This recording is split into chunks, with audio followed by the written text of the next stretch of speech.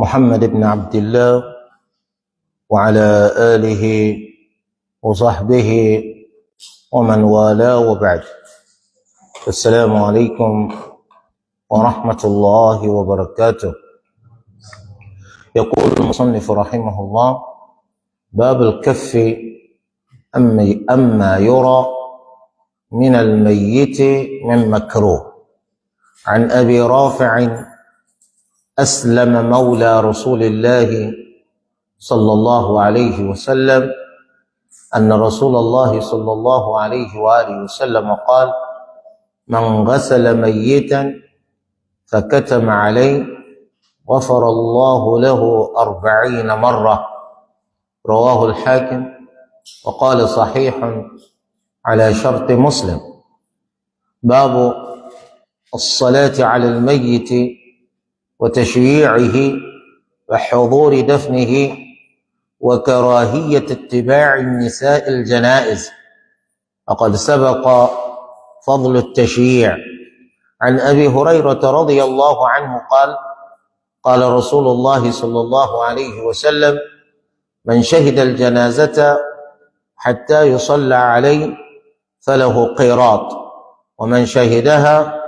حتى تدفن فله قيراطان. قيل: وما القيراطان؟ قال: مثل الجبلين العظيمين. متفق عليه. وعنه أن رسول الله صلى الله عليه وسلم قال: من اتبع جنازة مسلم إيمانا واحتسابا وكان معه حتى يصلى عليه ويفرغ من دفنها حتى يصلى عليها ويفرغ من دفنها فإنه يرجع. نهينا عن اتباع الجنائز ولم يعزم علينا. متفق عليه. àwọn ẹgbẹ́ wáyé àwọn náà wá nípa báwo láti ṣe máa ṣe pẹ̀lú òkú lẹ́yìn ìgbà tí ẹni tí ó jẹ́ ọmọ ìyá wa mùsùlùmí lọ́kùnrin tàbí lóbìnrin, lọ́mọdé tàbí àgbàlagbà, nígbà tó ń bá kú tó dẹni tó ṣe wípé kò sí láyé mọ́, àwa tá a kù láyé, báwo láti ṣe pẹ̀lú òkú rẹ̀. Ní abala talákọ̀ọ́kọ́, àkọlé tí ẹni babul kaffi amma yura min al-mayyit min makruh. Báwo láti ṣe kó ẹnu wa ró níbi ń tá a bá rí lára òkú tí ò dáa. Ẹni tí ń wẹ òkú ó súnmọ́ kó rí tí ò dáa ní ara òkú tí ń wẹ̀ lásìkò tí wọ́n ń wẹ̀ lọ́wọ́. Kìí ṣe pé àléébù kan eléyìí tó lu ẹlẹ́dàá wa tó dá ma, èyí tó ṣe kó ti hàn sí gbogbo aráyé tẹ́lẹ̀ náà ṣáájú kó tó di kó kú. Bí kò jẹ́ pé ó hàn sí wa wípé arákùnrin yẹn ìdodo rẹ̀ tóbi gan látìgbà tó ti wà láyé, kódà tó bá wọ ẹ̀wù ó máa ń hàn yàtọ̀ wípé arákùnrin yìí ní ìdodo. Kìí ṣe àléébù eléyìí tó ti hàn sí wa wípé arọ òun náà ní lágbájá yìí, nítorí pé ẹ mọ̀ yí pé gbogbo nǹkan yún èyí tó ti hàn sáwọn èèyàn ṣáájú kó tó di kó kú, kò sí nǹkan bàbàrà nínú pé ọwẹ́ ọ̀padà wá rí párọ ni, ọwẹ́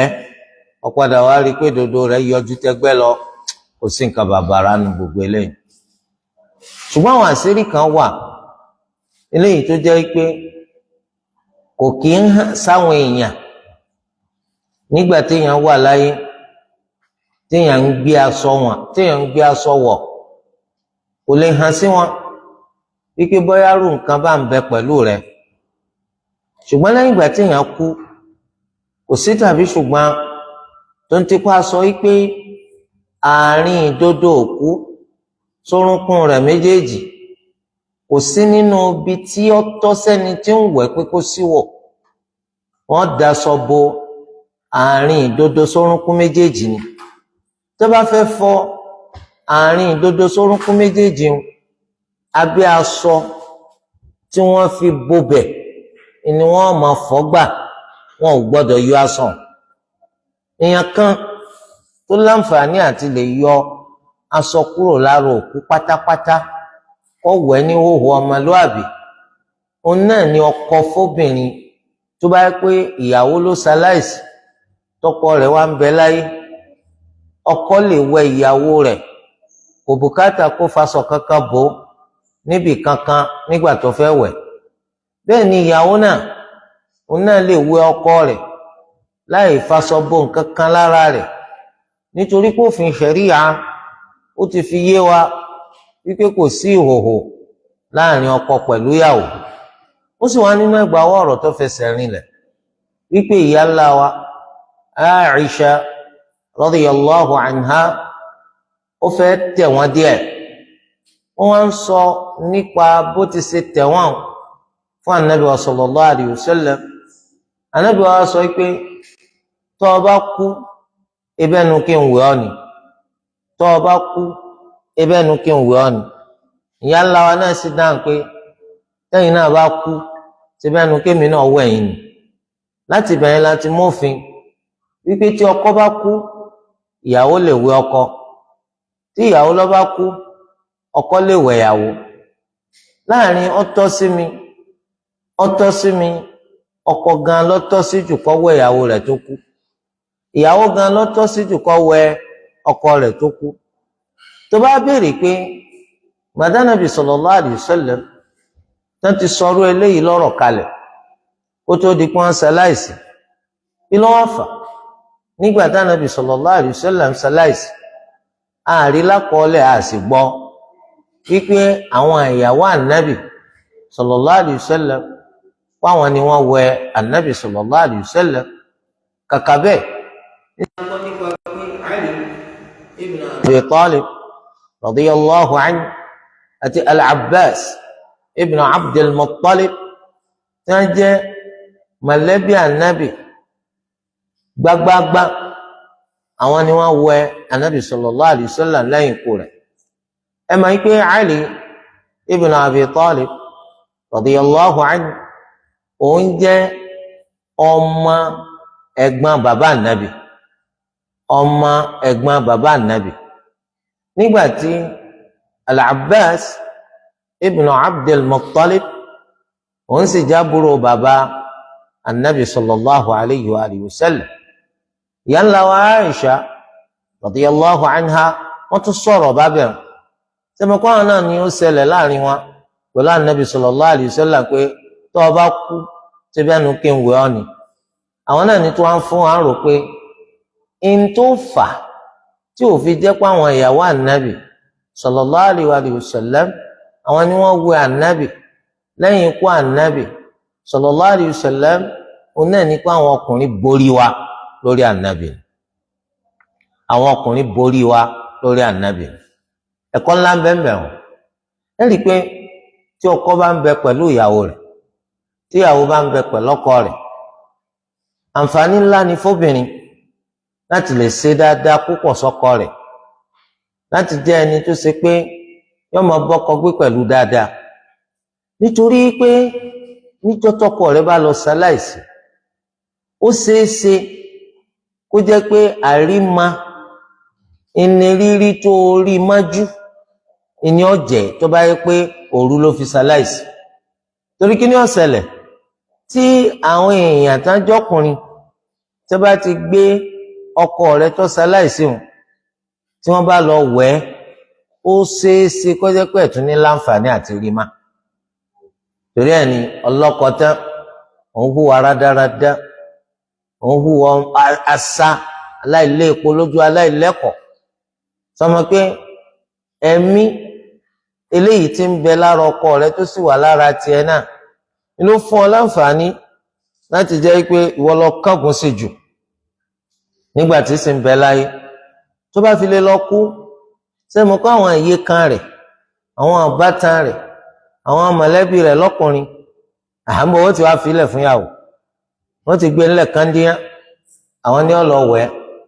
tóbìnrin kan bá ti ń dámọ̀ràn pé àwọn gbọ́ nínú hadith pé ìyá ńlá wa Aisha radiyallahu anha báyìí kásà báyìí káwòdì ó ṣẹlẹ̀ láàrin rẹ̀ pẹ̀lú Ànábì sallallahu alayhi wa sallam, ẹ dákun sáwọn èèyàn sọ pé àwọn lọ́rọ̀ kan gbọ́ lẹ́nu ta ni àwọn ti lọ wẹ̀ ni. Torí de eléyìí tó bá jẹ́ pọ́kọ ló bá kú ó tọ́ sí ìyàwó láti wẹ̀, kò sì bùkátà láti faṣọ kankan sí lára. Tó bá pé ìyàwó ló bá kú ó tọ́ sọ́kọ láti wẹ̀, kò bùkátà láti faṣọ kan sí lára. À ń sọ̀rọ̀ nípa àlébù eléyìí tí ẹni tí ń wẹ òkú lè rí lára òkú. Wọ́n bẹ́ẹ̀ nù àwọn àlébù tó yẹ pé kódà kó ṣe pé aṣọ bò kò lè pamọ́ sí gbogbo ẹni tó bá lójú. Náà níbi kí ìdodo yọ lára èèyàn, ọkùnrin ni wọ́n á dàbí ìgbà tó lóyún, eléyìí ò lè pamọ́ torí tó bá fi ṣòkòtò mú ìgbà kan yóò máa bọ́ lọ́wọ́ ṣòkòtò lẹ́rìí pé ìdodo bàbá yìí yọ. Akramakumullah, tó bá wá di pé ń wẹ̀ wọ́n á sọ pé àṣẹ aláníyì ó ní ìdodo tó báyìí, ṣé yọ yà wá lẹ́nu? Kò lè yà wá lẹ́nu pé ṣé ìdodo rẹ̀ wọ́n ní kọ́ lọ wà bó gbádùn, ṣé bá ara bí tí wọ́n ní kẹ́ bò náà nù láàrin ìdodo rẹ̀ sí orúnkún rẹ̀ méjèèjì. Ìwé iṣẹ́ ni tó ṣe fọkàn tán, irú rẹ̀ kọ́ lọ yẹ kó máa wẹ̀. Bákan náà àṣàrọ̀ ni sọ̀rọ̀ ní báwa ti rí tẹ́lẹ̀ náà lójú ayé wa, àti mọ̀ yí pé ẹsẹ̀ rẹ̀ kan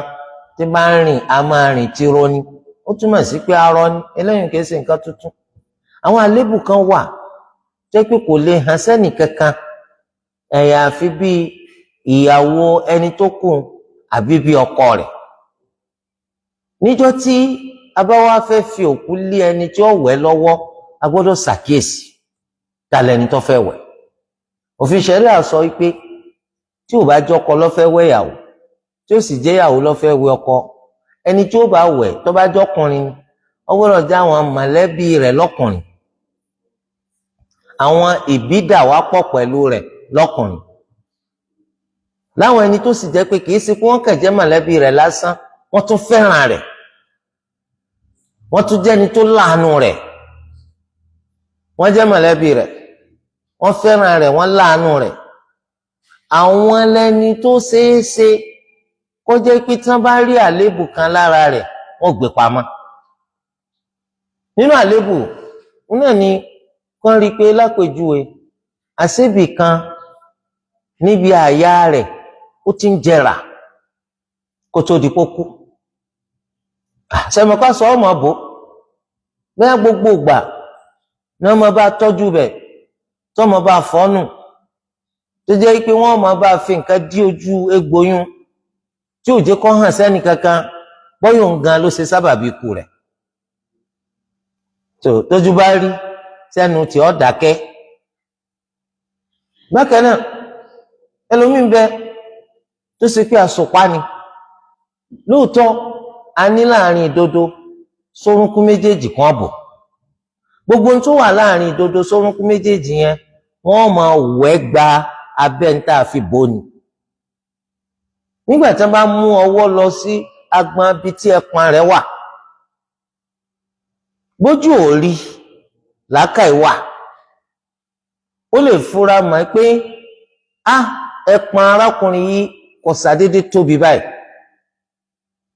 tí kìí ṣàṣọpá ni, a gbọ́dọ̀ gbọ́ lẹ́nu rẹ̀ láéláé. Nítorí pé oníkálukú iná ló dé tiẹ̀ mára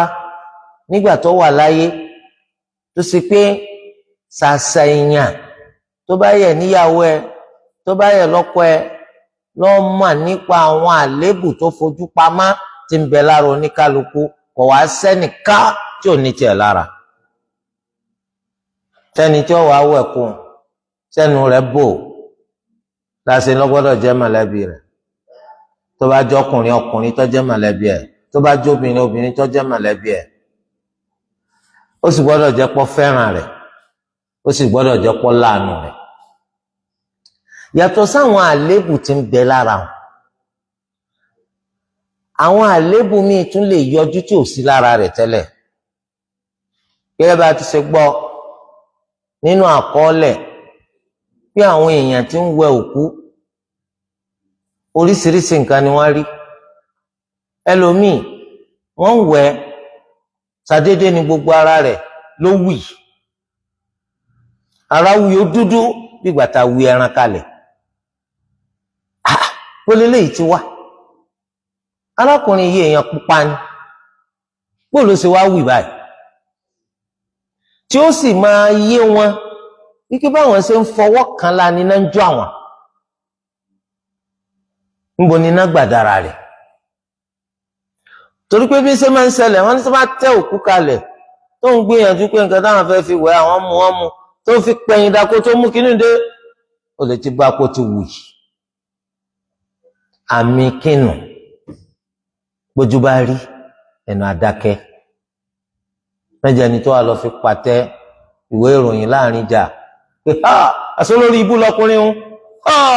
jahannama tààrà. bóò ni wá ṣe mà,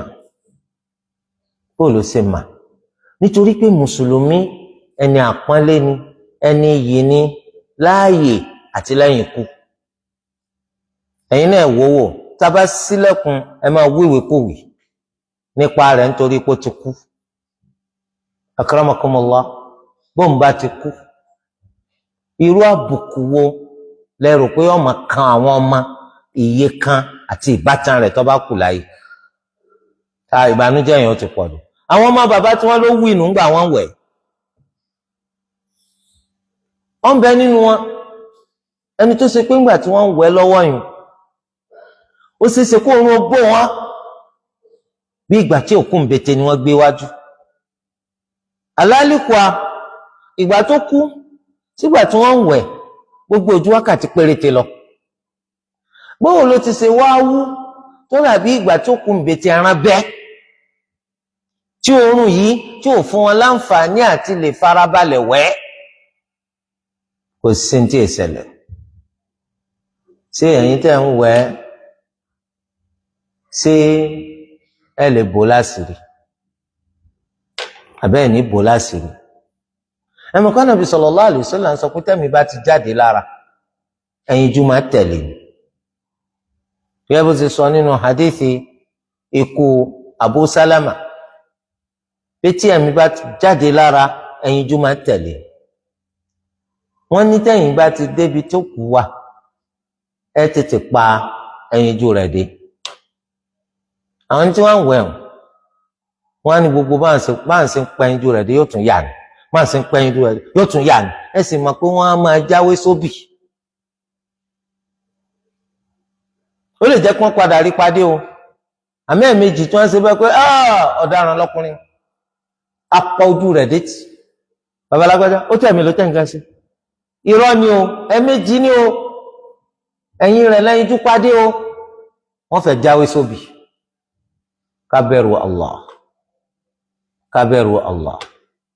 ó súnmọ́ Allah ní kó ṣàánú wa o, Allah ní kó ṣàánú wa. ọ̀pọ̀lọpọ̀ tẹ́ ń wò léyìn rẹ̀ o ọ̀daràn paraku ni wọn o. ọ̀pọ̀lọpọ̀ tẹ́ ń wò léyìn gidi mùsùlùmí gidi o. Allahu akbar, Allah ọlọ́mọ máa ń tán sí ń pamọ́. torí ẹ̀ ló ṣe jẹ́ pé ńgbà tí wọ́n bá kú oríṣiríṣi nǹkan lè ṣẹlẹ̀, ọ̀tọ̀ọ̀tọ̀ nǹkan lẹ lè rí bó lẹ́sẹ̀ bó láṣìírí. ọwọ́ pé mùsùlùmí ni kò fún aláyè láti sọ tá a bá rí tí ọ̀dà. nídàkejì tí ò bá jẹ́ mọ̀lẹ́bí rẹ̀, tí ò jẹ́ ẹni tó fẹ́ràn rẹ̀, tí ò jẹ́ ẹni tó láàánú rẹ̀, tó bá rí ń tọ́ dá lára rẹ̀ kò ní sọ ọ́. sẹ́mi kéèkéé ṣe mọ̀lẹ́bí ẹ̀, kò fẹ́ràn rẹ̀, kò láàánú rẹ̀, kí ló wá fẹ́ sọ dáadáa tó rí sí? òfin ṣẹ̀ríà sọ pé tẹ́ bá rí dáadáa ẹ sọ. tẹ́ bá rí dáadáa lára òkú tẹ́ ń wẹ̀ ẹ sọ. tí ó bá jẹ́ pé mọ̀lẹ́bí tó sì fẹ́ràn rẹ̀ tó láàánú rẹ̀ kí ló fẹ́ sọ sí? ó ń kórìíra rẹ̀, kò láàánú rẹ̀, ó ń pè àkútúkú rẹ̀ lọ́nà ọ̀run. ṣérò eléyìí ó sọ pé òun rí dáadáa. ìsìn bẹ́ẹ̀ náà òkú akramakumullah táwọn wẹ̀ wọ́n àti fi lọ́fíńdà sí lára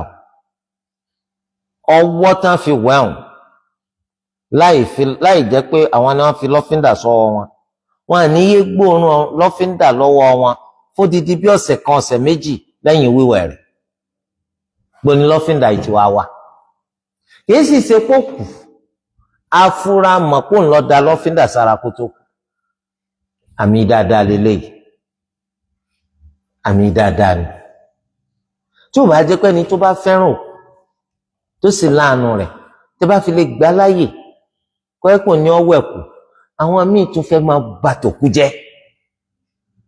tẹmọkẹ́lò mi ń bá yín jà títí lẹ́yìn ikú yín àyè sílẹ̀ ni tó bá pọ̀ ní wọ́n fún láǹfààní kọ́ wá wẹ̀ torí ẹ̀ wọ́n bẹ nínú wa ẹni tó lè gbìyànjú láti gé etí òkú èsì pé ó gé lọ yọ rẹ̀ ní díẹ̀ wọ́n bẹ nínú wa ẹni tó fà bẹ bu imú ẹ̀ bí ìgbà tí mo ti sọ pé ń ṣe fún ọ náà àsìkò ti tó báyìí irun wọn wà torí pé kò síbẹ̀rù Allah fọ́pọ̀lọpọ̀ yóò ti gbàgbé pé ibi tó lọ ikú lọ sọ́dọ̀ lẹ ìwọ náà ń bọ̀ wá lọ. wọ́n gbé òkú síbi kan mọ́sálásí tí ẹni gbà tó kúkú lóòrù mọ́jú àwọn mọ̀lẹ́bí wa gbé wọ́n lọ gbé sí àyè tí wọ́n máa ń gbókù sí mọ́sálásí pé tó bá di láàárọ̀ àyè ìwẹ̀kú tó àánú mọ́sálásí wọ́n wẹ̀ ń bẹ̀ tí wọ́n bá wẹ̀ tán àwọn jàmáà mọ́sálásí yìí wọ́n fi lè ṣe sọ̀látùl jánásà sí lára kó tó di pé lẹ́ẹ̀ma wọ́n á sáyàn òkú wọ́n bá kí wọ́n ti rẹ́mú òkú lọ ṣé kùtì lápò burú bànú wọ́n sì rẹ́ imú rẹ́bẹ́tẹ́ adákun alā yadhunnu ulā'ika annahum mab'ūthūn li yawmin 'aẓīm táwọn náà mà dájú pé àwọn náà kù á padà gbé wọn dìde lọ́jọ́ ńlá yawma yaqumu an-nāsu li rabbil 'ālamīn ọjọ́ táwọn yóò dìde fÓlúwa gbogbo àgbáńlá yìí ẹjá bẹ̀rù Allah. nígbà míì ẹni tí ń wẹ̀kú ó lè máa wẹ̀kú kó máa fọwọ́ lókù kó máa fi lọ mú òun ò ní gémù rẹ o àmì náà máa fọwọ́ lọ mú ọ̀tàn àbí ọ̀tàn mo sọ pé ahéré ni ó rẹ̀ yín olóko ọ̀tàn àbí ọ̀tàn òun gẹ́gẹ́ bí ahéré subhanallah tó bá sì ṣe bẹ́ẹ̀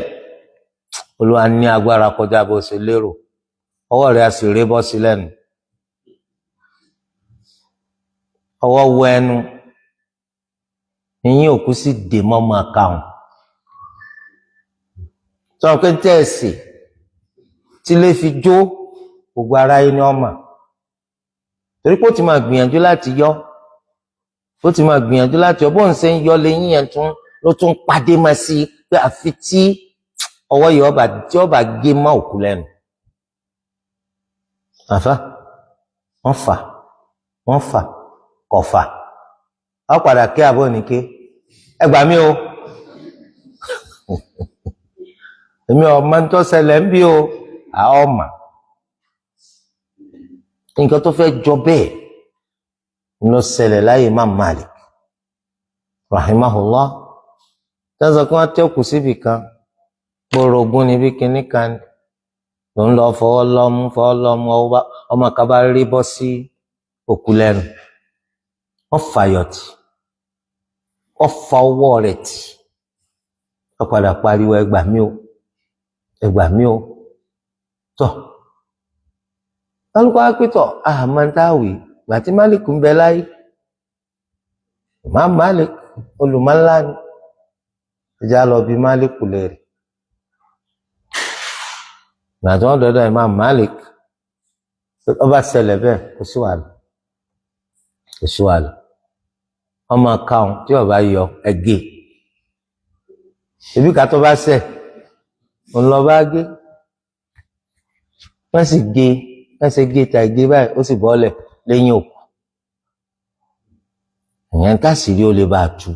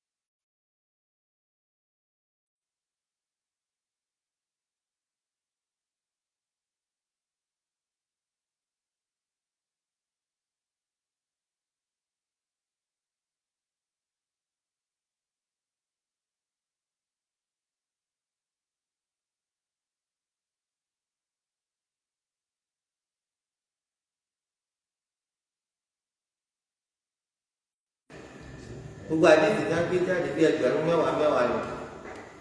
so Bukhari ti sọ pé alfu hadith 1,000 hadith tí wọ́n sọ pé ẹgbẹ̀rún lọ́nà ẹgbẹ̀rún kínú mílíọ̀nù nínú ètò hàn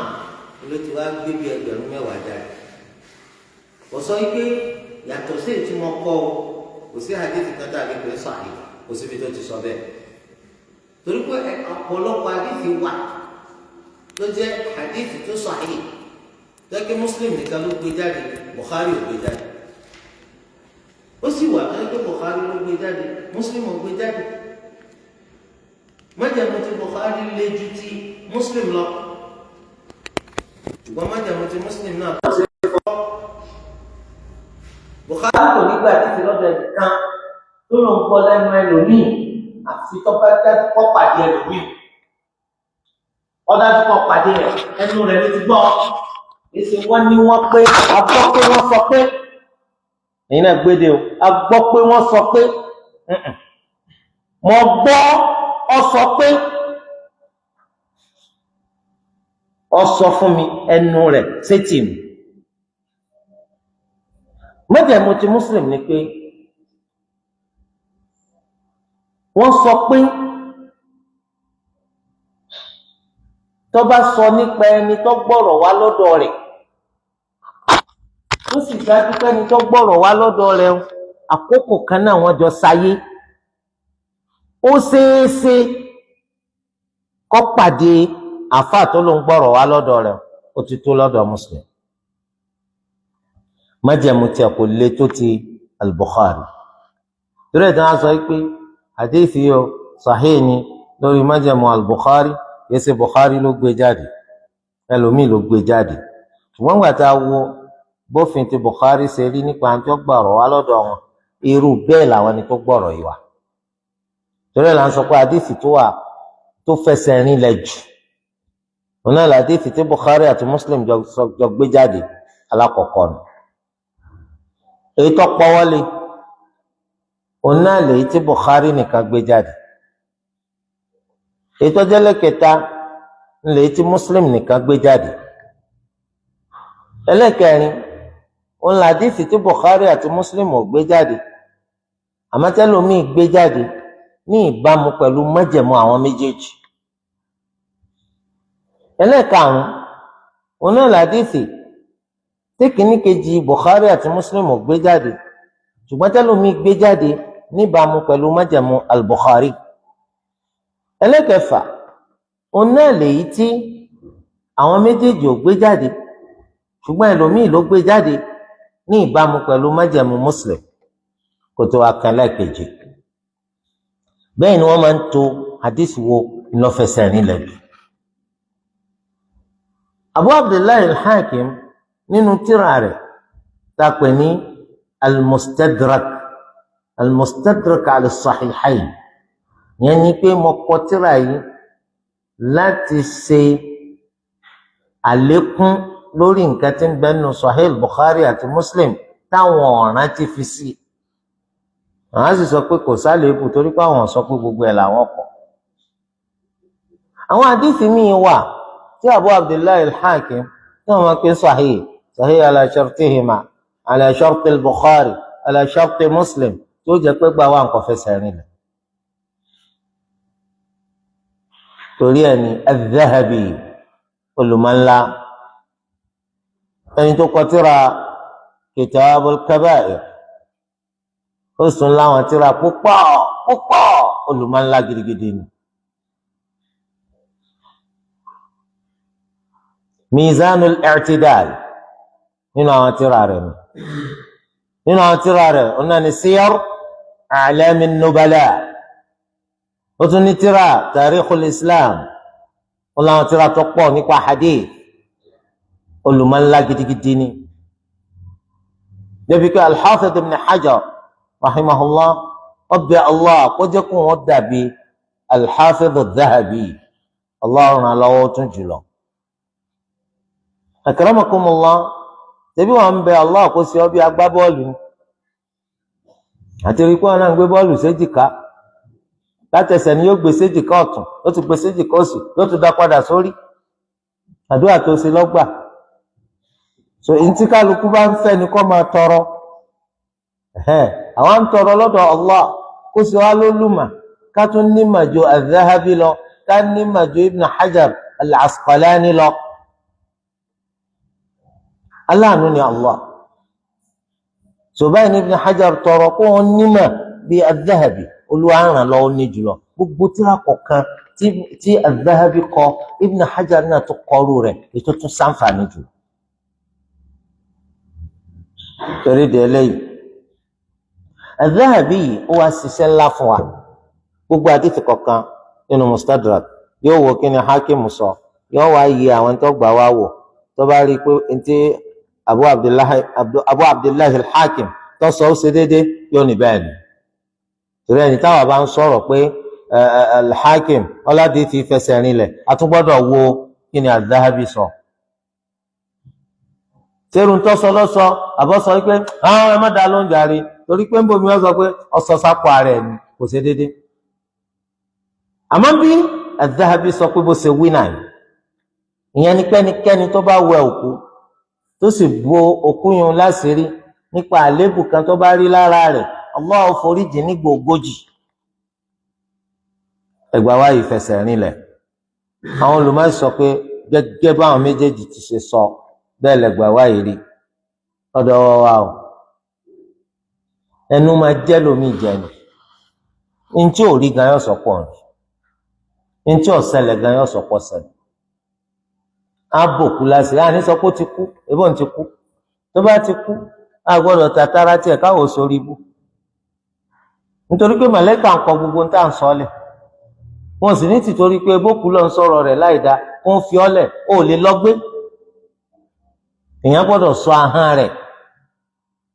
àti Islam bá wa ní má sọ̀rọ̀ òkú láìda má bòkú jẹ́ nítorí gan tó orí tó dájú tó rí pé àlébù lélẹ̀ ọ gbọ́dọ̀ sọ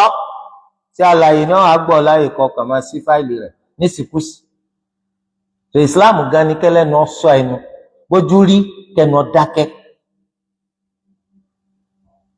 àìdákẹ́ ká sí ẹjọ́ dá àìfá ìsọ̀rọ̀ ká dáràn kò sọ ẹnu ẹ̀ aṣọ kálukú kọ́ máa rán bí ó gbé ya títí táì kú a lè má ràn tán. eléyìí jẹ́ ẹgbàá wa tó wá lálàkọ̀kọ́ lónìí. lẹ́yìn rẹ̀ wọ́n fẹ́ sọ̀rọ̀ nípa ká ṣe sọ̀láàtì sókù lára tá bá tún ṣe sọ̀láàtì sí lára ká má dàgùn lásì ká bá débi tí wọ́n ti sin torí pé wọn náà kùjọ kàn ó àwọn kan náà ni aláfojúsùn kí wọ́n ṣe sọ̀láàtì sí wọn náà la kò sì ní í dáa ká kí wọ́n ṣe sọ̀láàtì sí ọlá wọ́n kàn pọ́ọ̀tì wọn ò gbé ọ lọ sí ṣe sọ̀láàtì sókù la gbá lọ síbi tí wọ́n ti sin kó o sì tún dúró títí tí wọ́n fi sin àwa kórìíra káwọn obìnrin ọmọ tẹ̀lókù àkórìíra kóbìnrin ọmọ tẹ̀lókù àwọn àdìsí ti wá ṣáájú nípa ká tẹ̀lókù lọ bí tí wọ́n ti sin ẹgbà wá látọ̀dọ̀ Abu Hurairah radiyallahu anhu qala rasulullahi sallallahu alayhi wa sallam wọn lẹ́nu Nabi sallallahu alayhi wa sallam sọ pé man shahida al-janazata hatta yusalla alayha ẹni tó bá wá síbi èèyàn ti kú mùsùlùmí ó sì lọ títí tí wọ́n fi ṣe sọ̀láàtì sí lára ọwọ́ abẹ ọwọ́ lọ títí wọ́n fi ṣe sọ̀láàtì janaza sí lára falahu qirat ọgbàládà kàràtì kan wa man shahidaha ẹni tó bá sì wá síbi tí èèyàn ti kú ó dúró wọ́n fi ṣe sọ̀láàtì sí lára kò lọ ó tẹ̀lé wọn lọ bí tí wọ́n ti sin kò lọ títí tí wọ́n fi bò mọ́lẹ̀ falahu qiratan yóò gba kàràtì méjì kàràtì àmàntí ń dẹ́bẹ̀ àwọn sàhábà wọ́n ti bá wa ṣe béèrè radiyallahu anhu qalu wa mal qiratan ìwà Nabi sallallahu alayhi wa sallam èwo ni kàràtì méjì kò yé wa qal Ànábì ní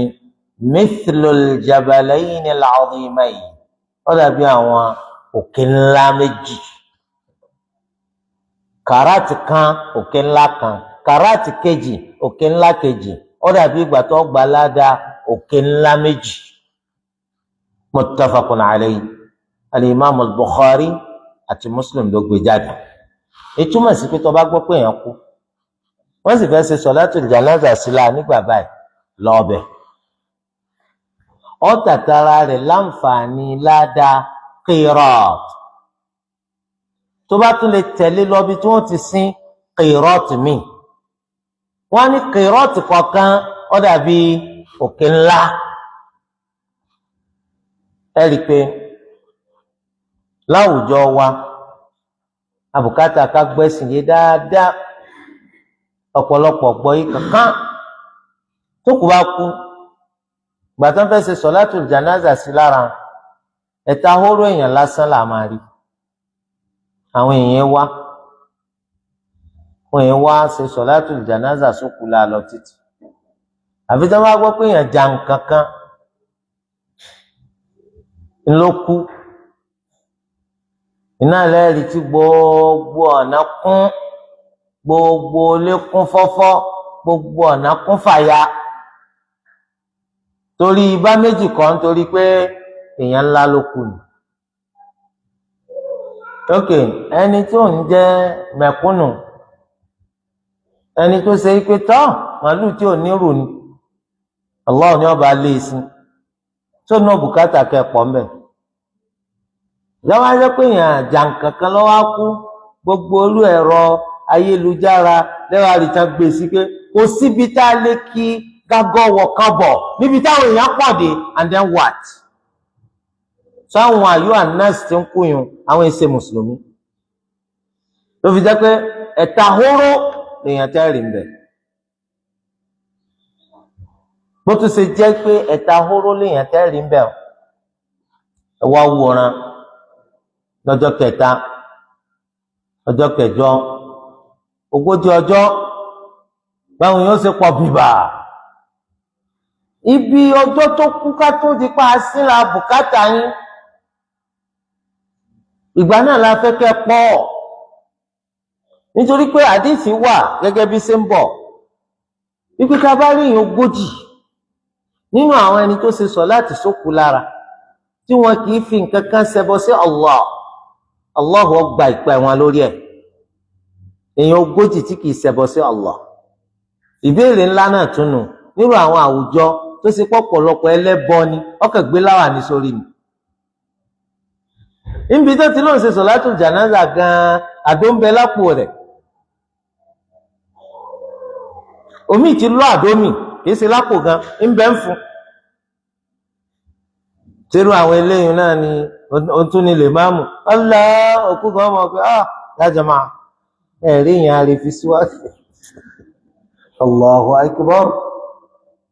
nǹkan ṣe tó yẹ kí gbogbo yín ó dúró dédé kẹjẹ ni tó lẹ́sìn wúrọ ń tẹ́ gbé wájú. torí di eléyìí kí ló dé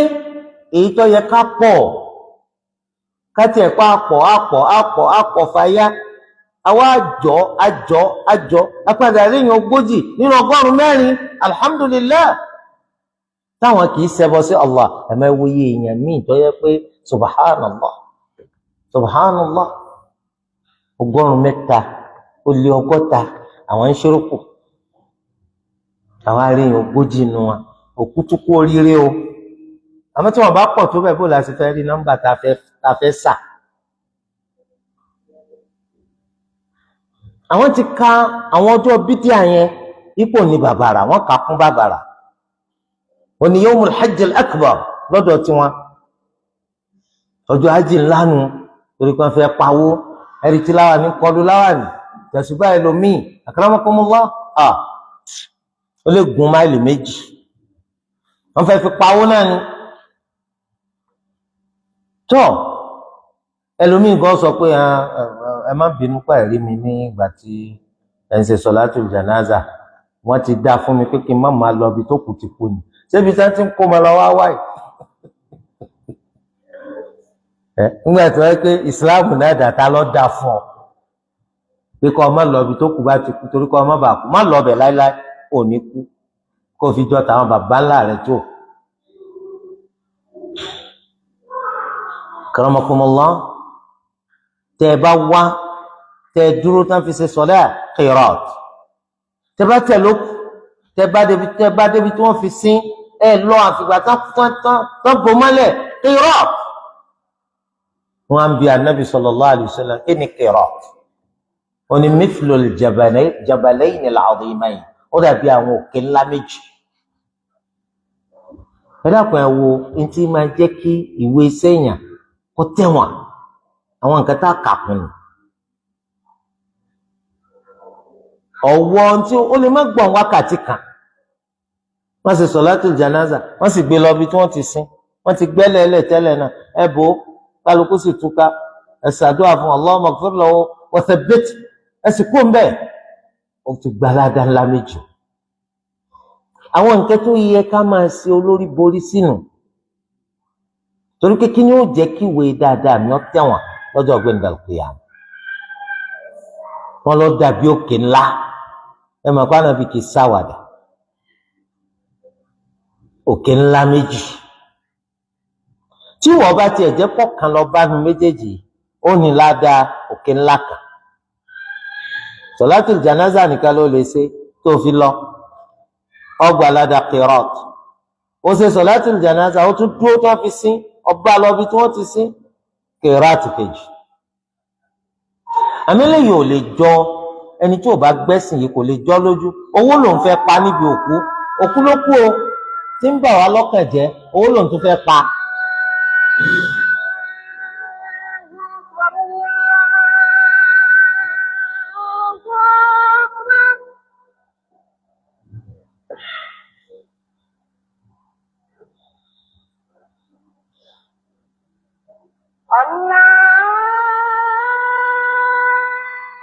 Ṣé gbogbo nǹkan náà wàá lówó ni jàmá? Owó àdánù yìí ṣé gbogbo nǹkan lówó? Tó wá jẹ pé kúkú owó làwọn fẹ́ pa ń bẹ̀. Subhanallah kò yẹ kó rí bẹ́ẹ̀ o kò yẹ kó rí bẹ́ẹ̀. Èló náà lówó tí wọ́n fọ̀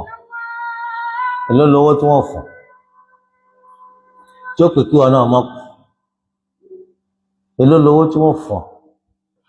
tí ó pè kí wọn náà ó dẹni tó ṣe pé ẹ̀mí rẹ̀ ó gùn owó ràmù ìwọ olólùfẹ́ òkú tó ní ṣàdúrà fókù àfikún gbowó ìfẹ́ ń pọ̀ lẹ́yìn náà àdúrà dáadáa lẹ̀ tí ó lè wúlò. Man amila amalan laysa alayhi amruna fahuwa radd. Lẹ́yìn náà sọ̀láàtì jánásà tán ní tó bá wà ọmọ ń parẹ̀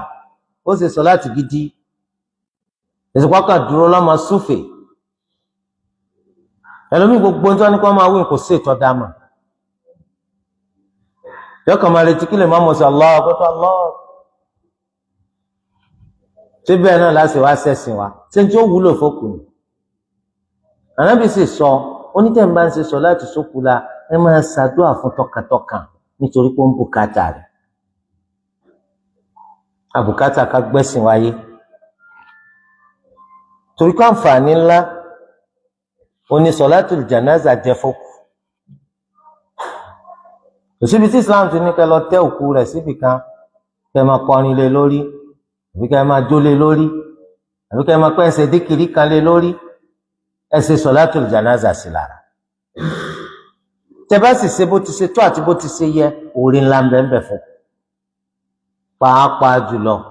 tabari èèyàn 40 tí wọn kì í ṣẹbọ sí Allah gba ìpè wọn lórí ẹ̀. Ẹgbàá tó tẹ̀lé léyìí sàhábì kan náà tún gbà wá Abu Hurairah náà ló tún gbà wá wọn lànà bí sọ pé man ittaba'a jinazata muslimin imanan wa ihtisaban ẹnikẹ́ni tó bá tẹ̀lé òkú mùsùlùmí nítorí pé gba Allahu gbọ́ torí pé ó sì láfojúsùn pọ́dọ̀ Allah ló ń ti fẹ́ gbẹ̀san wa kana ma'ahu tí sì ń bẹ pẹ̀lú òkú yìí hatta yusalla alayhi wa yufraga min dafniha tí ò kú ò títí tí wọ́n fi ṣe salatul janaza sí lára kò lọ títí tí wọ́n fi bò mọ́lẹ̀ tán fa innahu yarji'u min al-ajri bi qiratayn dájú yóò kó ẹ̀san qiratu méjì lọ ni o kullu qiratin mithlu Uhud gbogbo qiratu kankan ó dàbí òkè Uhud òkè ńlá ni ní Madina yìí ṣe pé qiratu méjèèjì bí Uhud qiratu ẹyọ kan bí gbogbo Uhud òkè ńlá ni òun ló bo Madina lágbọn àríwá ìyẹn ni pé mithlu al-jabalayn al-azimayn tánàbì sọ tánàbì wà láàmì pé òkè ńlá tá a sọ náà ò ní Uhud irú rẹ̀ méjì lẹ́yìn eléyìí sọ ká tó máa gbẹ̀yìn níbi àti ṣe solatul janaza sókù lára kò yẹ o wa man salla alayha ẹni tó bá ṣe solatu sókù lára thumma raja'a qabla an tudfan lẹ́yìn náà tó padà ó dúró láti tẹ̀lé lọ bí tí wọ́n fi sin ó ti lọ fa innahu yarji'u bi qirat onítàn qirat ni ó gbà ńláda bí òkè Uhud a rí i pé àdéhìí kò yàtọ̀ síta lákọ̀ọ́kọ́ ọkàn ṣàlàyé ní tí wọ́n ta kókó níta lákọ̀ọ́kọ́ ni wọ́n ní bí àwọn òkè ńlá méjì àdéhìí lọ́wọ́ ṣàlàyé pé ọ̀kọ̀ọ̀kan òkè yẹn ní tá gbà lérò pẹ̀lú rẹ̀ lókè Uhud torí ẹ̀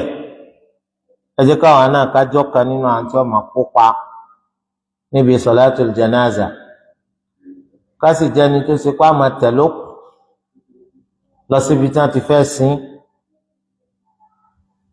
ká sì jẹ́ ẹni tó ṣe wípé àní máa kánjú nítorí pé lílọ tá a lọ ìjọsìn imanan wahtisaba nítorí pé a gba Allahu gbọ́ àfojúsùn wa sì ní pé a fẹ́ gba aládá lọ́dọ̀ rẹ̀ àfojúsùn pé a fẹ́ gba aládá tó tókè Uhud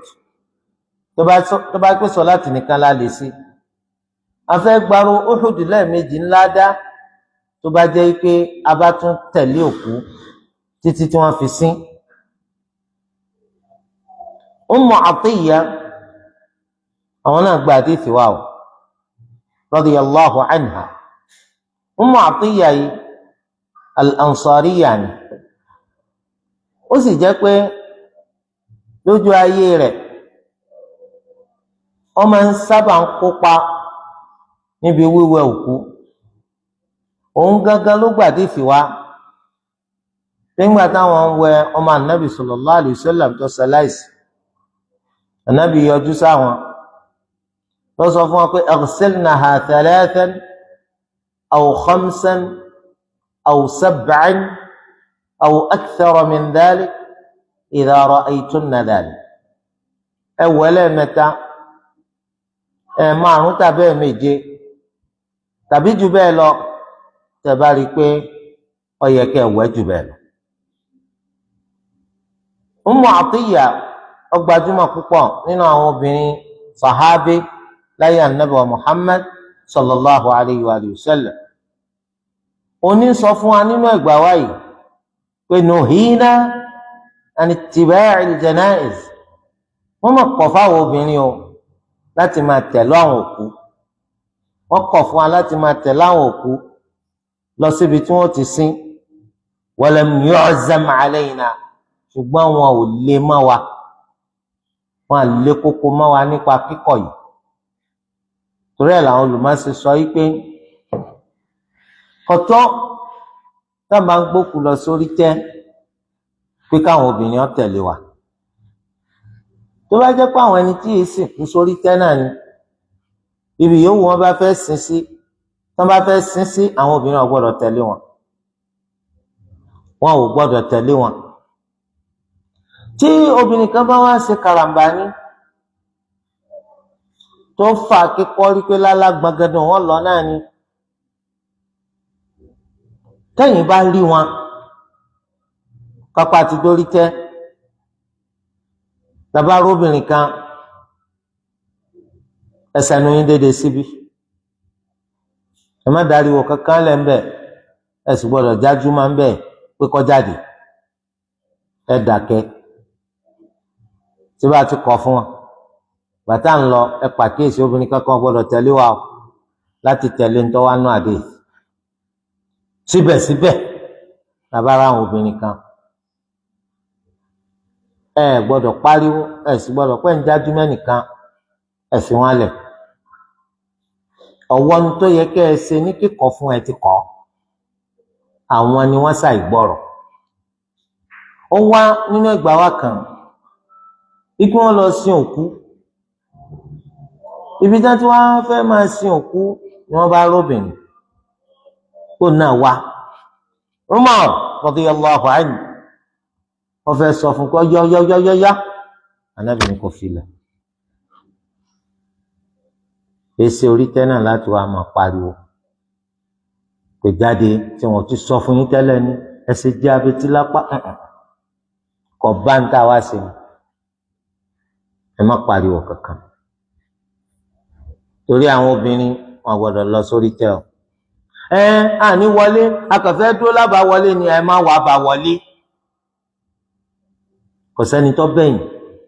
torí pé àwọn àdìsí kan tún wá tó fi hàn á pé la'ana Allahu za'iratil qubur, Allahu láàánú àwọn obìnrin tí bá ń bẹ sàárè wò. kò láti wá fẹ́ ṣe pẹ̀lú àwọn agboolé àwọn ọ̀dẹ Yorùbá yìí. bóyá wọn náà ó ti délé fámìlì tipẹ́, lọ wọlé fámìlì yìí, gbogbo kọ̀rọ̀kọ́ndù àti gbangba òkú ni. kódà ọ̀pọ̀lọpọ̀ agboolé fámìlì míì ti dorí tẹ́, torí pé àwọn tí ò tí kú gan wọ́n ti máyè tí wọ́n lẹ̀. tẹ̀lé ìtumọ̀ sí wípé ìgbà tí Ànábì sallallahu alaihi wasallam sọ pé Allahu láàánú àwọn obìnrin tí bá ń bẹ àwọn orí tẹ́ wò, agboolé tí ń ti dorí tẹ́, ibẹ̀ làwọn obìnrin sì ń gbé. ẹ tún wá burú mi, ó léwu ká máa sìnkú sílé. kí là ń gbà lọ́wọ́ òkú nga? kí làwa náà ń sìn fún wa nígbà tá à ń sin wọn lé? ẹ̀yin lè lè sọ bàbá yín nù. lókè ńgbà tẹ́ sin wọn lé, agbọ́pẹ́ ti mójútó kù bàbá, lẹ́ fi sin bàbá yín sẹ́gbẹ̀ẹ́ pọ̀tọ̀pọ̀tọ̀, kọ́ mọ́ bàa jẹ́ pé inú igbó lẹ lọ sin bàbá sí. ìgbà tábúrò yín kùnrin tó ń kú, kí ló dé tẹ̀ sí ilé? ọmọ yín náà kú, kí ló dé tẹ̀ sí ilé? wọ́n ní kọ́ mọ́ bàa dàkú fà. ẹ̀sìn kọ́ ni wọ́n ń tẹ̀lé tí wọ́n fi ń sìnkú lé, àṣà Yorùbá ni. tòrọ́ àṣà Yorùbá sọ wípé àgbàlagbà tó bá kú lọ́kùnrin àbí lóbìnrin, ilé ni wọ́n sìn wọ́n sí. àwọn màjèsín àtàwọn ọmọ kéékèèké tó bá kú, inú igbó ni wọ́n lọ sin àwọn sí. kí ló dé? wọ́n ní yóò dàkú fà tán bá sin wọ́n lé.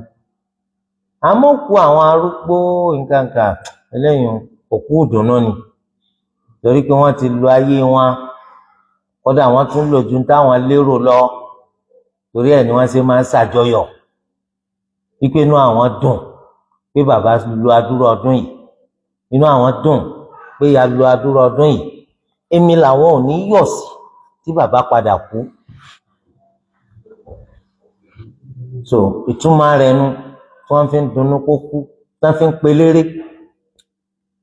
tó náà fi ń lùlù sí wọn níbàdí, tí wọ́n fi ń ṣépè fún wọn náà ló kọ pé wọ́n ń ṣàdúrà fún ọ, wọ́n mọ̀ ó ṣerú ẹ̀ fún wọn náà. Islam kò gbà ká máa sìnkú sílé. kí ni nǹkan dùn tó àná pé bàbá rẹ̀ kú? bàbá rẹ̀ káípé ó lu ẹgbẹ̀lẹ́gbẹ̀ ọdún láyé, ẹgbẹ̀lẹ́gbẹ̀ ọdún, ṣé ń jẹ́ tó bá kú sédùnnú ni fún ọ? kì í ṣèdùnnú. kò sẹ́nìkan tó ṣe pé nítorí pẹ́mi rẹ̀ ti gùn tínú rẹ̀ wà dùn. kí lẹ̀ ń sunkún sí ń jọ́ tó kọ́kọ́ kú? àbí ẹkún èké lẹ̀ ń sùn? sọmọ kí n jọ náà wọ́n gbára dálẹ̀, ẹlòmíì búra rẹ̀ lábẹ́fẹ́lẹ́ pé ha bàbá kú, wá bàbá kú, èmi àti bá mi ọ̀sọ́ báyìí. ẹ gbọ́rọ̀ wá di ní ìjọ kejì kẹta, kọ́dà níjọ́ náà ni wọ́n ti lọ gbé páálí ẹja àtàpò ráìsì, gbogbo ẹ tó bá ti fẹ́ máa ń gbóúnjẹ fún ẹ má fẹ́ já sí. lóòótọ́ ó dùn wá àmọ́ kù dùnú ni ẹ máa jẹjá. adúpẹ́ fún Allah àpẹ́yìn ẹ̀sẹ̀ bẹ́ẹ̀ ńlẹ̀ yìí àbẹ́yìn náà ń ṣe bẹ́ẹ̀ ẹ̀bìrà yín léèrè ọ̀pọ̀lọpọ̀ lọ́yẹ́pọ̀ ti jẹjá ti pẹ́ o bàbá rẹ̀ kú táì kú báyìí kọ́dà kọ́ sáwọn yóò lọ gba páálí ẹja táwọn bá ní ayé táwọn àwọn ọmọ tó ṣẹlẹ̀ ní bàbá ló kù Olúwa forí jì wọ́n àmọ́ ó sẹ́yìn ni o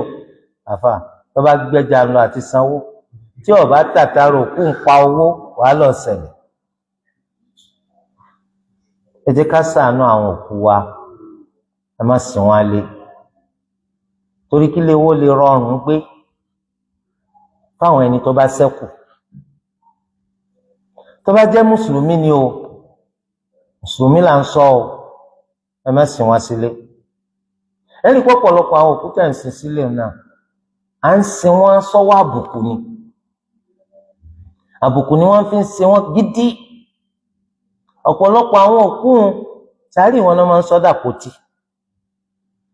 ẹ̀rí tó ń tún mọ símẹ́ǹtì sí wọ́n mọ búlọ́ọ̀kù sí Islam ọ̀tún gbà eléyìí náà ń pè ní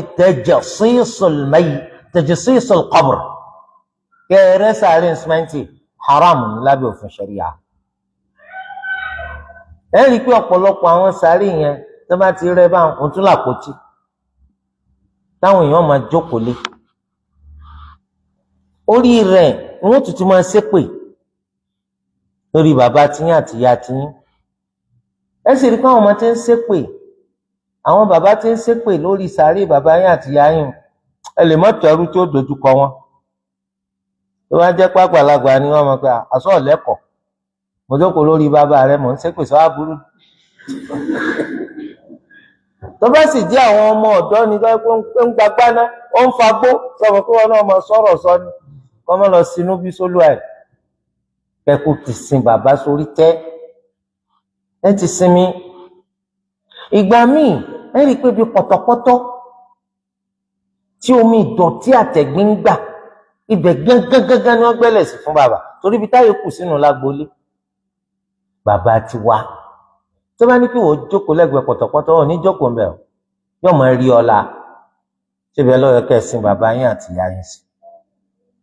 torí ẹ̀ ní oní láti rí ẹ̀mọ́lẹ̀ tí wọ́n máa lọ́la wọ́n máa ń sin àwọn òkú sí àwọn agboolé o lẹ́yìn ọ̀pọ̀lọpọ̀ ọjọ́ nǹkan ṣẹlẹ̀ tí ò ṣẹlẹ̀ níjọ́ tẹ́ sin wọ́n ìyá kan ti kó wá sí ìtòsí iwájú ilé yín tí ń tò gógóró gbogbo àwọn ológógóró tó bá mọ gógóró tán sẹ́wọ̀n pé kí ni òní sọ tán ibẹ̀ wọn ti ń ṣépè tí wọ́n ti ń ṣe gbogbo ẹ̀ tó bẹ́ẹ̀ lárákùnrin kan ń pè pé níjọ́ tí bàbá òun kú ó ti pẹ́ díẹ̀ wọ́n sọ káwọn má sìn wọ́n sílé àwọn kan yarí ṣùgbọ́n ní báyìí ẹnu gbogbo àwọn ti kò pa àwọn ó gbé wọn kó nílé mo ní kí ló dé ó nítorí pé ológógóró kan ó kó wá sí ẹ̀bá iwájú ilé àwọn gbogbo ẹni tó bá ti wá mọ̀ gógóró àbí tí ó bá mọ̀ gógóró ìyá ológógóró àpótí rẹ̀ tó ní kọ̀kárí sàárè bàbá àwọn ibẹ̀ wá làwọn ológógóró yìí máa jókòó mo ní subhanallah ẹ lé wọn ni wọn sá ń gà á bọ̀ ẹ lé wọn ni àwọn sáà lè sọ sàárè bàbá tí dàpótí ó ní àfà àti gbìyànjú kọ̀ọ̀rán wà á kí á nù ń béèrè kí lọ fẹ́ béèrè nìsín òun fẹ́ mọ ìlànà tẹ́sí Islam wí kábà gbé wọn kó mbẹ́ kí ló dé tẹ́ fi sin wọn bẹ̀ lákòókò tẹ̀ntẹ̀rẹ̀ ayín dànù ní àwọn kan wíńdọ̀ agídí náà ní ojú ọ̀pọ̀ burú ṣé àwọn ògógóró tán mọ́ ní ètùsọ̀ ògógóró lásán wọ́n máa ṣépè ṣé èsì gbogbo òpè yìí tá ń ṣẹ́ lórí bàbá àwọn yìí bẹ́ẹ̀ ni ẹ dákun èèyàn mutí ẹni kò kíì sọ̀rọ̀ ẹnu rẹ̀ ṣé ẹ̀yin gan ò ti mutí bá ẹ lọ́ mutí ò kíì sọ̀rọ̀ ẹnu rẹ̀ bóòlù sì fẹ́ kíìsì gbogbo ìjánu tí máa mú ní kíì sọ̀rọ̀ ẹnu ti já nígbà tó ti mutí kódà yóò bu ẹlẹ́dàá wa gan kìí ṣe pé èèyàn lásán tó ẹ̀yin ọmọ tó lè ṣẹlẹ̀ lọ́la tó padà di nǹkan tìjú ipò wo láàmú tá a fẹ́ bá bàbá wọn tá a bá fẹ́ gbé wọn kó nu sàárè nìsí. ìyẹn wà tán sí tí wọ́n gbé sàárè débi tó wà wọ́n bá pé wọ́n ti rán ṣẹ́kẹ́ṣẹkẹ̀ táwa la dé ṣẹ́kẹ́ṣẹkẹ̀ ńjọ́ tá a fẹ́ sí. ìyẹn wà tán sí tó fẹ́ gbé òkú rẹ̀ àbí kíní kankan ṣẹlẹ̀ wọ́n sáfẹ́ débi tó kú rẹ̀ yẹn wà wọ́n bá pé iná ń jò burúkú ní gbogbo ara rẹ̀ níná gidi tí wọ́n rí. kò sí nǹkan tí ò ṣẹlẹ̀ tọ́ àti bá àti bí à ń bẹ Allah kó ṣàánú àwọn òkú wa kó bá wa kẹ́ wọn kó bá wa gẹ̀ wọ́n àmọ́ àwa kọ́lá láyà láti dúró máa wọlé yìí kò sẹ́ni tó wù. gbogbo òkú tó kú à ń ṣàdúrà fún wọn tó kú mùsùlùmí ṣùgbọ́n bíi tí kò wá jẹ́ pé nǹkan kan mú ọ lọ gbé sàárè rẹ̀ ọ wá bá pé aburú kan ṣẹlẹ̀ sí kọ́ èèyàn ní gbádùn mà òkè ló dé tẹ̀yìn wá gbé wọn síbi tó yẹ pé ó súnmọ́ kẹ́ ẹ̀ fojú rí ní tẹ̀fẹ̀ ọ̀dà àfojú rí gbogbo eléyìí ọwọ́ ìgbà tó kàkàn gbé sàárè wọn làwọn bá eegun wọn láwẹ́láwẹ́ Allahu akbar sí bàbá wa náà ni sí màmá wa náà ni kí níyàn ní kú lọ́pọ̀rọ̀ rẹ̀ tó fi kú torí pé Olúwa pọ́n wa lébẹ̀ ṣe ń rí wa yìí nígbà bá wa dẹyẹ yọ torí ti lọ lọ́tọ̀ táyà ti lọ lọ́tọ̀ tí gbogbo ẹ ti kó egun tí bá lè fẹ́ gbé mi báyìí ẹ̀rí kò ti túká ṣégbà náà la fẹ́ rí bàbá wa fẹ́ rí ìyá wa la fẹ́ rókù wa ẹ sin wọn síbi tó yẹ pé ibi tá a sin wọn sí yọ alhamdulillah tiwa tó ṣẹ́kù fún wa ní ká máa ṣàdúrà fún àtàwọn ojúṣe yòókù tó kù kìí ṣe àdánwò tó bá ìdílé kan yàtọ̀ sí ìdílé míì tọrọ fọ́nkálẹ̀ ni láwùjọ wa ṣàṣànílé náà tó wọ̀ tó ní bá kí wọ́n sìnkú bẹ̀ torí pé àṣà ni wọ́n ń tẹ̀lé kìí ṣẹ̀sìn ni wọ́n gbọ́yé wọ́n wulẹ̀ fi ṣèkẹ́wọ́ pé mẹ́bí ilé wọn sí ànábì sí ànábì kọ́ ló ń tẹ̀lé tó fi ń sìnkú lé àṣà Yorùbá ni àṣà Yorùbá ló ní kí wọ́n máa sìnkú sílé àṣà Yorùbá náà ló sì ẹ sì rí i pé àṣà ni wọ́n ń tẹ̀lé gidi kìí ṣẹ̀sìn ẹni ìsìn tí ọmọ ọ̀dọ́ kan bá kú nísìn ẹ fi sàárè rẹ̀ hàn wá lágboolé yín sọ́dọ̀ òkúrí lágboolé yín ọmọ kékeré òkúrí lágboolé yín ẹ fi sàárè hàn wá àṣà Yorùbá ni wọ́n ń tẹ̀lé kìí ṣẹ̀sìn tẹ́yìn bá sọ fún wọn pé irú bọ̀dá lágbájá tó kú yìí báyìí ká sì fi kọ́sẹ̀ bí wọ́n ṣe sin ànábì ẹjẹ́ àṣì ọ̀nà ẹ̀ lé pé má ń sọ ọ̀rọ̀ kọ̀rọ̀ ń bí o sọ fẹ́ kí gbogbo wọn máa kú ni ẹ̀rí pé àṣà ọ̀nà àwọn ń tẹ̀lé irú àwọn ọmọ róńdó tó kú yìí ẹjẹ́ kọ́sẹ̀ ànábì wọ́n ṣe sin ànábì ilé ẹjẹ́ àṣì àwọn náà pálọ̀ pé àbúrí ẹ̀ dàrú ṣéṣe pé ó mú kẹ́ńkẹ́ torí pé àṣà ni wọ́n ń tẹ̀lé kì í ṣẹ̀sìn àbùkátà ká padà sídìí ẹ̀sìn wa ká gbọ́ ẹ̀sìn wa yé dáadáa ká sì máa tẹ̀lé dáadáa nítorí pé ibi tọ́nà wà ní ẹ̀yin obìnrin wọn ọ̀bẹ̀yìn kẹtẹ̀ lóko ìgbàláyé wà fún yín láti ṣe sọ̀látùl jánásà ẹ̀yin náà gbalada bí òkè Uhud àmọ́ ẹ̀ gbọ́dọ̀ tẹ̀lé òkú lọ bí tí wọ́n ti sin ládàkejì wọn filẹ̀ torí kẹ́ ẹ má wà bẹ́ẹ̀ pé wọ́n làánà yín. àwọn obìnrin alhamdulillah ẹ rí i pé àwọn náà wọn gbà kán fà wọn sílẹ̀ pàápàá jùlọ níbi sọ̀látùl jánásà ẹ bá fẹ́ ṣe sọ̀látùl jánásà ẹ rí i pé àwọn obìnrin náà tó ìtọ́ dání ara ń tẹ̀sìn wá wípé kẹ́ẹ̀sì ni ṣùgbọ́n àwọn gbọ́dọ̀ ṣe sọ̀látùl jánásà láì ṣàlùwàlá èyí tó túmọ̀ sí pé obìnrin tó wà nípò kò ní sọ̀lá kò gbọ́dọ̀ ṣe sọ̀látùl jánásà ó ń ṣe nǹkan oṣù ò gbọ́dọ̀ ṣe sọ̀látùl jánásà ẹ̀jẹ̀ bí máa ń jáde lára rẹ̀ ò gbọ́dọ̀ ṣe sọ̀látùl jánásà nítorí pé sọ̀láàtì ní bí gbogbo sọ̀láàtì yòókù tó o bá sí nípò pọ̀ wà ní mara ó lè ṣe sọ̀látùl jánásà yìí ìdúró náà nìkan láti ṣe kò ní rùkúù kò ní foríkanlẹ̀ kò ní àtáyá Allahu akbar Allahu akbar Allahu akbar Allahu akbar assalamu alaykum wa rahmatullah. lẹ́yìn Allahu akbar alákọ̀ọ́kọ́ á ké Fatiha. lẹ́yìn Allahu akbar ẹlẹ́kejì á ṣe as-salatu al-ibrahimiyya. lẹ́yìn Allahu akbar ẹlẹ́kẹta á ṣàdúrà fún tá à ń ṣe sọ̀láàtì sí lára. lẹ́yìn ẹlẹ́kẹrin kò sí nǹkan kan tá a ṣe ju ká sálámà lọ. gbogbo wa ló yẹ ká mọ̀ ìgbà àjò káàrí kaná èèyàn ti má àyíbá àmà lẹ́nìkan bá kú ọ gbọ́dọ̀ ronú lẹ́ẹ̀mejì kó tó kópa ń bẹ̀ tó o bá ti mà dájú pé mùsùlùmí ló kú. torí pé mùsùlùmí nínú wọ̀ tó ní lórí rẹ nu pé tó bá kú ọ̀tẹ̀ ló kù rẹ̀ lọ síbi tí wọ́n ti sin. àmọ́ tó bá yẹ pé orúkọ lásán ní fi ń jẹ́ mùsùlùmí kìí ṣe mùsùlùmí tí ń mójútó ojúṣe mùsùlùmí má dánwò nítorí pé Olúwa ọgbà ká máa ṣàdúrà fún kèfèrí ọgbà ká máa ṣàdúrà fọ́ṣẹbọ lẹ́yìn tó ti hàn sí wa kọ́ máa náni. torí ẹ̀ alátiṣe kálukú kó mójútó àtiṣe rẹ̀ o. gbogbo àdúrà tẹ́nikẹ́ni bá ṣe fún ọ lẹ́yìn ikú rẹ̀ ìwọ ló jẹ́ sábàbí tí ó fi gbà ìwọ ló jẹ́ sábàbí tí ó fi ní gbà. tí o bá ti kú mùsùlùmí tí ń sojúṣe Islam lójú ayé rẹ̀ kó tó di pókú àdúrà tó máa ń ṣe fún ọ yóò máa bọ̀. àmọ́ mùnáfìkí lásán ni ọ́ Islam wo ni ń ṣe irọ́ àtẹ̀tẹ̀jẹ́ iná ló fi sáyé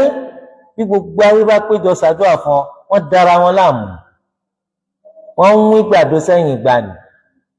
kò sáǹfààní kan tí ó ṣe fún ọ. ìwọ náà ló ti fọwọ́ ara rẹ ṣe àlàkalẹ̀ kó wúlò fún ọ kó má wúlò fún ọ. ọ̀dọ̀ wọn wá o ọjọ́ ń lọ oníkálukú wa ká máa mọ̀ pé àwa náà lára gbogbo ojoojúmọ́ là ń súnmọ́ sààrì. òní tẹ́rì òun náà tún ti kú nínú ọjọ́ tó Olúwa fi fún wa. a tún ti fi ọjọ́ kan súnmọ́ sààrì báyìí. kò yẹ ká sùn àsùnpìyè kò yẹ ká sùn àsùngbàgbéra ká rántí pé àwa tá à ń gbé ẹlòmíín sin wọ́n gbé àwa náà sin lọ́jọ́ kan. báwo ni ṣe máa rí nígbà tí wọ́n bá gbẹ̀mí èèyàn lẹ́yìn téèyàn bá kú tán tó bá gbéyàn sí sàárè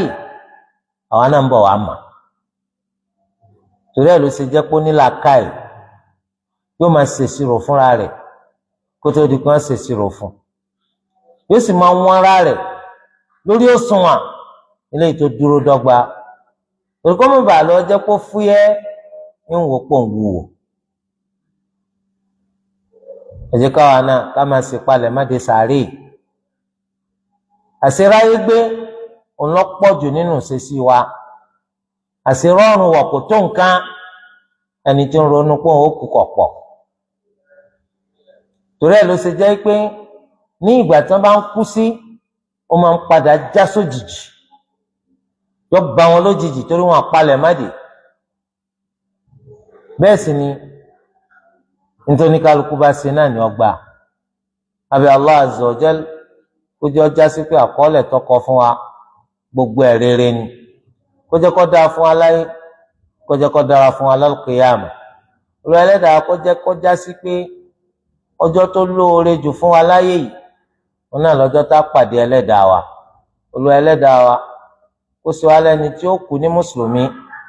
ẹ̀san ńlá tó ti pèsè dé àwọn mùsùlùmí. Olúwa dákun dáwa náà ká nípìn bẹ́ẹ̀.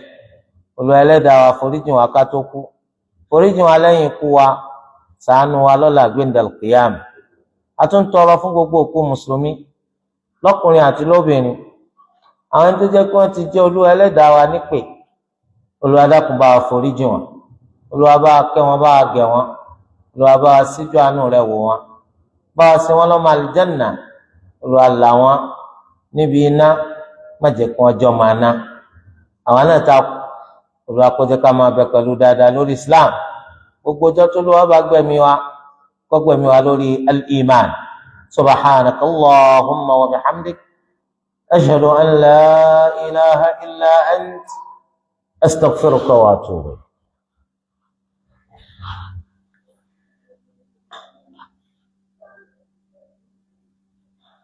ẹ̀sùn kọ̀nà.